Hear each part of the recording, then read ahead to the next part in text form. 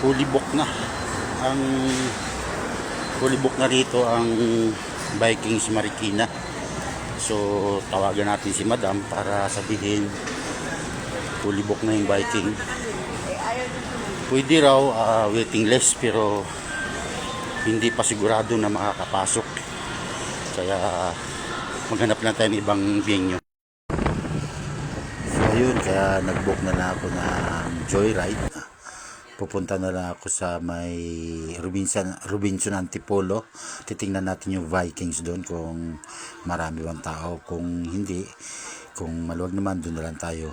15 kasi kami pupunta ron.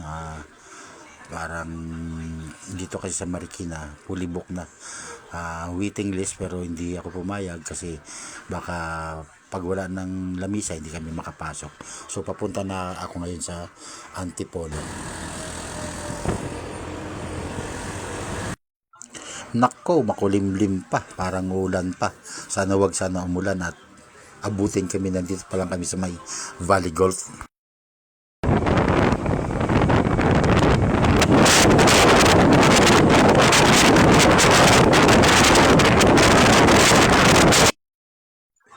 So yun na nga, malapit na tayo sa Robinson Antipolo at hindi naman natuloy yung ulan. Thank you Lord at maliwanas.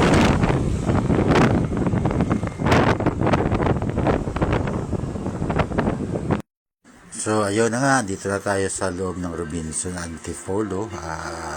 Papunta na tayo sa third floor sa may Vikings. Dito na tayo sa Vikings.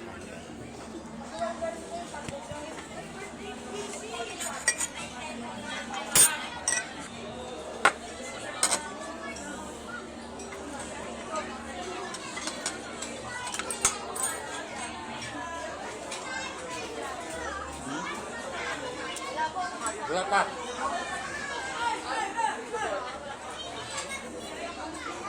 Ibukay. Malot. Isinbog yung malot.